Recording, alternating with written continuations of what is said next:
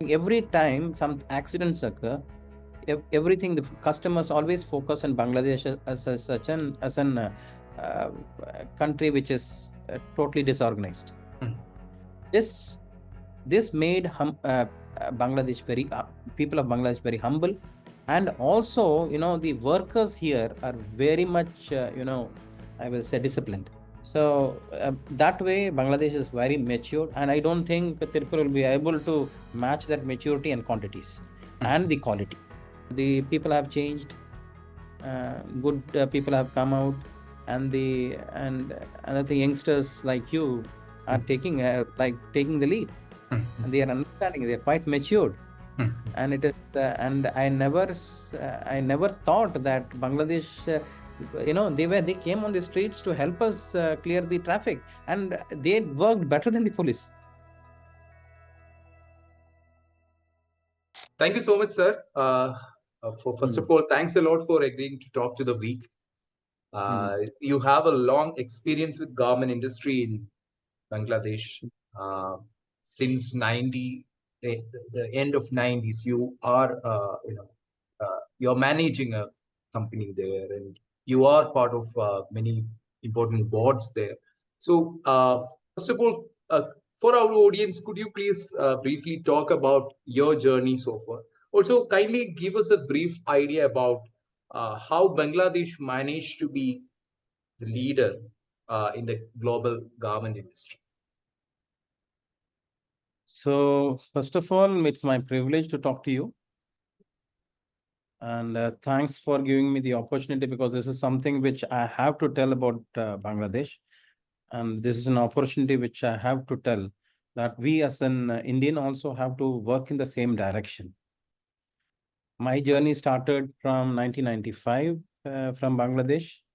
When I landed, I can say the exact date was 18th May 1995. And when I came to Bangladesh, it was like it was the flight landed somewhere in the evening, night, I can say, late evenings. And I saw everything bright. When you see from the nighttime view is very nice. And I was placed in 13th floor, and I can see everything bright and nothing was visible down. As soon as the day came, and I means opened the curtain, and I saw full of slums. Where I'm staying is a very multi-storied building, very posh building, but at the same time, just below was a big slum. Then I went to the factory, and the factory was something like uh, entered there, and in India we have toilets outside. They have the toilets inside. It was much of a May here the rain. Or here Bangladesh, mostly it's raining. Like Kerala, you can say it's raining. So I found that it was smelling and everything, and that the same, like they were doing volumetric business, but the quality was something far behind. Like we had to struggle to get the quality. Sometimes the shipments were like one sleeve shorter, like it was made for somebody who is not fit. And every time we make that is inspection, every time they used to put something inside. So from that, slowly that is slowly it's moved. I can say it moved very fast. During that time, there was the BNP Madam Khalida was in power, Yes. and she was struggling to hold it. Mm. Elections happened, and again Madam Khalida came back.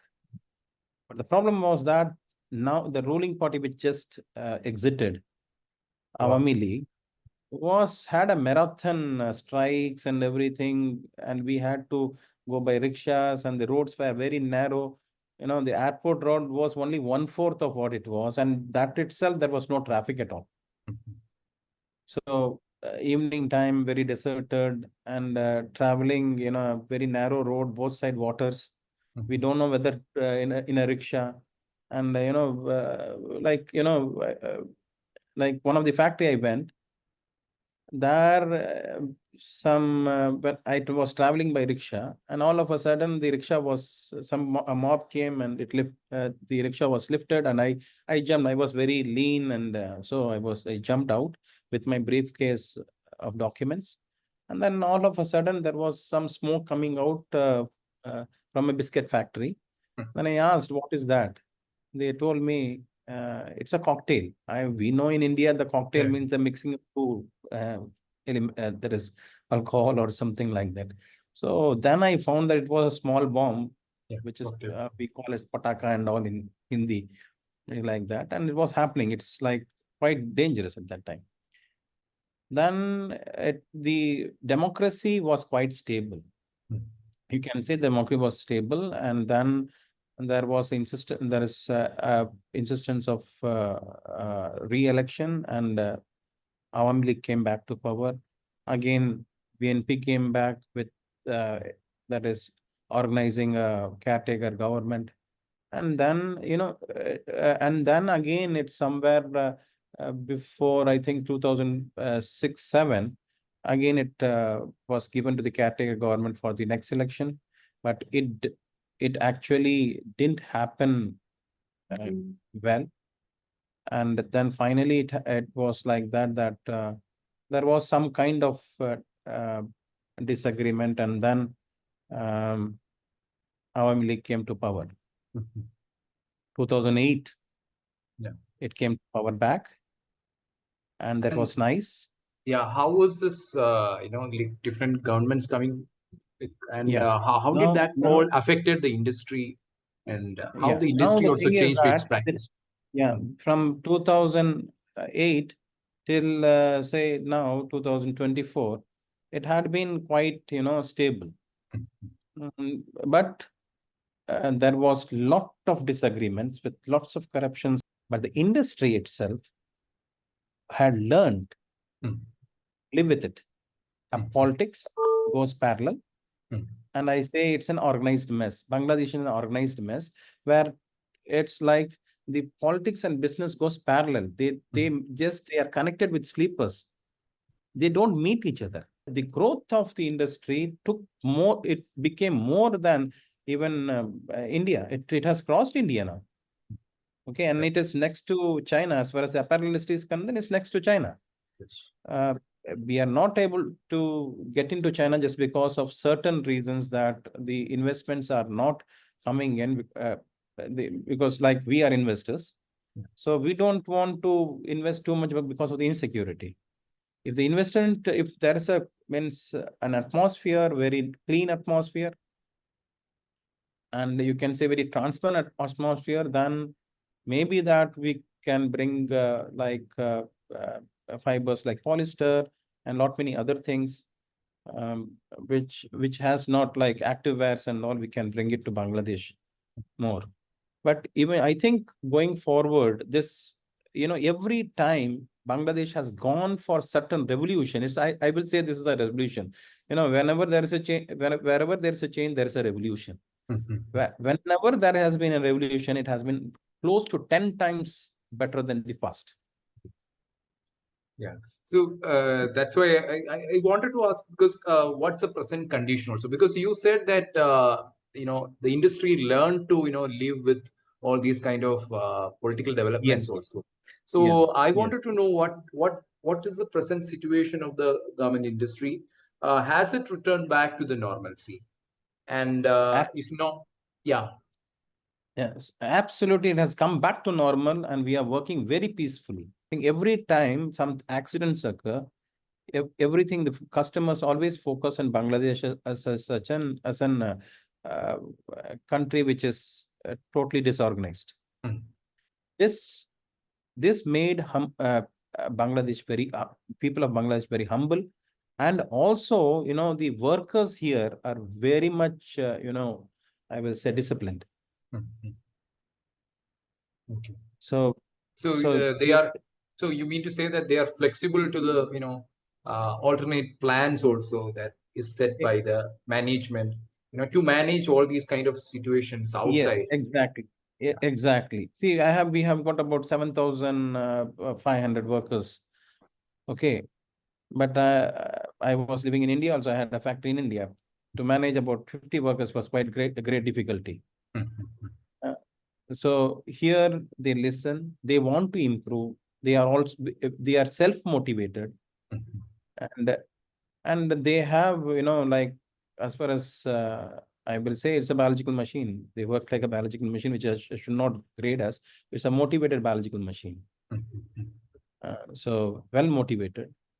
Before, when I came in 95, the dresses used to smell and everything. Now you can see the prosperity, the way they dress, the way they react, the way, like they participate with us, the management and the workers, they participate with each other. We have a participatory committee, very, very friendly. So, And you started your journey from Tamil Nadu, right? You're basically from Tamil Nadu. yes, yeah, I'm from So Tamil Nadu. how did you come to Bangladesh as an executive in this industry? Like See, you during were that managing a time, company here in India also in the past? yeah, I was having a very small industry. Now, even our sample section is 4 or 5 times larger than. Now, I think it is, I think, no, yeah, about 10 times larger than what I had. We have 300, just, you can say, we have more than 300 machines and we're just doing R&D. Okay, okay. So was your company based in Tirupur in Tamil Yeah, Nadu? it was based in Tirupur, yeah. Okay, so I just wanted to ask you about that part also, because is there a risk that global brands might consider alternatives to Bangladesh, such as India's Tirupur for their sourcing needs due to this political situation? And how advanced is Bangladesh's garment industry compared to places like Tirupur? See, Tirupur, they can do only small quantities. There are very small players like Shahi, uh, and then or something like very like Saidi, which are bigger. But they also struggle getting workforce, a skilled workforce. And they are not actually the workers in India. I don't think they are that disciplined to understand that and the volumes, they will not be able to meet the volumes and delivery dates. Okay, they are very much unreliable in deliveries. Fashion is all about deliveries. That way, Bangladesh is very matured, and I don't think Tirupur will be able to match that maturity and quantities and the quality. They produce volume and the quantity. Again, one thing is, I will say, there are customers who are insecure. We are very small customers. Their life is on that. They may be panicking and they may be leaving. But as far as the volume, like H&M or Inditex or Primark and PVH, which I had a meeting and they understood. So they agreed and they helped us, and we are already on track. And we are, all the shipments are now on time. The problem was that our supply chain broke. Okay, that was Like, disrupted. we are having embellishments, so embroideries which go out. We have a printing factory. Now we have to have for within the premises we can do it, but we have to go for embroidery. It's not coming. Like I will, for example, Tommy has a flag embroidery. It has to be given, right? We don't have embroidery. Right, Again, right. the raw materials which has to come in, that fabric and all, could not actually come because Yeah. of the situation. So that was that. Because of this supply chain disruption, as well as this shutdown for maybe 7 days, what was the kind of losses? How have you got any estimate of, like, what's the kind of losses that the Okay, this industry is faced? something which, yeah, this is something which I will not, for ourselves, I can say that I had to say, I have to pay 3 weeks of wages. Okay, which 3 weeks of wages, and out of that, we were still working for shipments and other things. I will exactly, if I have to say, that I paid about 1 week of wages. And since we are uh, uh, means cash rich, I can say we are strong in that sense. So we were being paid the workers on time. What the workers deserve is that they have to pay it on time. So we were able to do that. And there are some factories which could not manage it because of the there is disruption of the supply chain. And those factories were a very, that is very, a small scale. That is that. And that governments, when they come up and they do support, because the foreign exchange is, this is a bigger part of foreign exchange. So they do take care of, like in the lockdown, it did more than India. Okay. I should not say that. Yeah. And our, please. Yeah, and I just want to go back to that particular statement where you said that when you started or when you first went to Bangladesh, the kind of scene that you seen was like terrible scenes that the slums and the working conditions were bad. But like what exactly happened in the last 20-25 years? What exactly changed the working conditions of the people? Is it because of the more inflow of the foreign exchange or some kind of government policy that actually affected the or improved the garment industry as a whole? Yeah. Here, one thing is that it is the exports of garments which expanded a lot. Jobs became very much evident. There is like, if, idle brain is a workshop of devil. So now you have a job and people don't have anything to think. So when an industry grows, then lot many other things also grow. Like there is a shop growing coming up. There is other jobs also getting created, and slowly it became like where the insecure human beings started becoming more. They got jobs and all. They started becoming happy and prosperous. Okay, that is one reason, because the garment industry is the main reason for that. And they slowly they went on improving the technology of it. See, we have one of when compared to Bangladesh and India, we have lots of there is dyeing factories, processing units, which are far more advanced, than them. We ourselves, we work on 3D. And there are many 3D companies who printing are or what? no, 3D no, in this? 3D means that we are there is the patterns and all. We don't have scissors for patterning, everything comes digital, and then we convert into the patterns and other. We don't have a manicure, we have a 3D manicure. So we say it's glow, browseware, we use it. And in before, to have a pattern master cutting the pattern and then doing that, everything is now digitalized. So 3D is something which, the cartoon in the universe, there is in the cartoons and all. You have what's called Disney, Universal Studios, and all. They make the garments, the 3D garments, to for animations and all. It is something like that. It is now we have a workflow, which is like the customer gives a paper that is sent by email, and then we convert that into everything like in a 3D format. And then we give an input again. We don't have a scissor. We transfer the data to a CNC, which cuts the patterns, and then the pattern goes to the cutting unit. Okay, now so high scale automation has happened. Yes. Now the cutting unit is also automated. We have robotic cutting machines, again CNC up there. Data is all transferred wireless. Right. And from the government side, is there any particular policy change that happened? Yeah. Yes. They used to give good amount of incentives to motivate this one. Initially, it was up to 25% they gave. Okay. And then later on, now it was like reduced to, because of the a little bit of economic crashes and all. We are now to reduce to 3.5. Until last month, it was like 7%. So just wanted to understand the kind of about the industry. Like, is there any public sector garment firms existing in Bangladesh? No, only everything is private sector. It's private. Everything is private. except the army and Okay. dresses. Okay. Okay. And now there is a regime change. A new regime is in place, and Mm, Muhammad Yunus is at the he's heading the interim government.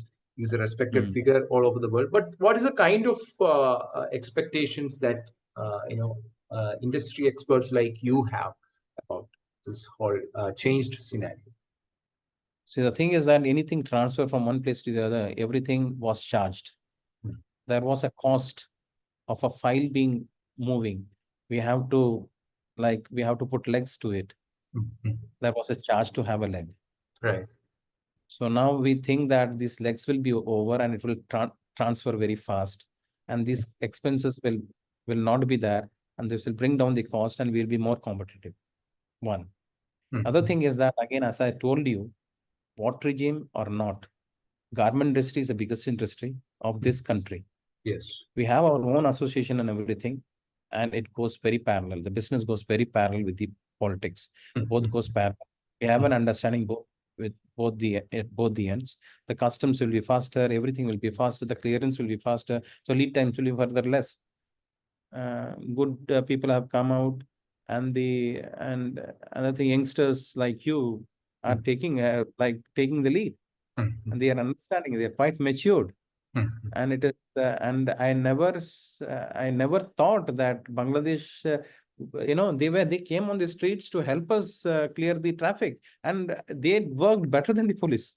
mm, They're mm, working better than the police. Anyway, they cannot take over police. They have to go back to their studies and all. So these thoughts, you just think that these thoughts are coming out from because of mm, this government. mm, So mm, if that comes, then I think definitely there will be some or the other. The one which has gone out is a very dangerous one, and they might be having certain power, money power, and the arms and everything. They will be disrupting for a few months. mm, mm, mm, There's nothing in the any beast which gets hurt, definitely it tries to retaliate. So we have to go through that. mm, And mm, mm. Bangladesh, I am in 30 years, I am very much, I am not scared in traveling. Even during that time, I was traveling. I start my day at 6 a.m. I reach that by 6:20, 6:30. And I'm there getting a brief of the security and everything. It's like, big thing. So I have big security unit of about 200 to 50 people. So getting a brief from them, and then what is going to happen, everything, and also what is the prediction, something is going to happen or not. So we're prepared for it, and we have a consortium of about 38 factories. We have made this one that anything going wrong, which is beyond the control of the government, we are there to handle it. So you don't expect to see any, big hartals or, that kind of situation returning back in Bangladesh, right? Uh, Now I don't think that is because of the education makes everything better. So they have got good amount of education now, and they are education means we have to just one is book and other one is mental education, the civic sense. So they are decent enough. Mm. They are resilient, but at the same time they are very creative. So you see an Uh, optimistic future for the Bangladesh, right? And exactly. yeah, and I Exactly. just wanted to ask you about that part also because it was estimated that Bangladesh textile manufacturing market would grow from 19 billion in 2024 to 25. 25.25 billion in Yes. 2020. So, do you still believe that this is an achievable goal even in this changed circumstances? If this government works very well with all the competitiveness and with in between all these traffics and all monetary traffics and all are taken off. Mm. I am talking to you indirectly because I don't know. So if this is that are eradicated, then definitely we'll cross this also. Okay. Nothing very, it's 25 million is nothing for us. So, one last question. So, what is one advice you want to give to India, and in terms of uh, having a bigger garment industry and being based on something that we can actually learn from Bangladesh also. Bangladesh's growth story in the garment industry.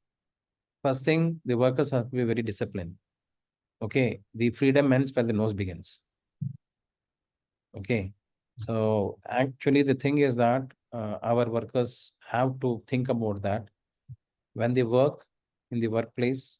They have to be that, and they have to see that that is a commitment, and they have to if you they have to be like very much disciplined about the commitments as well. They have to if they promise a commit their date, they have to deliver it.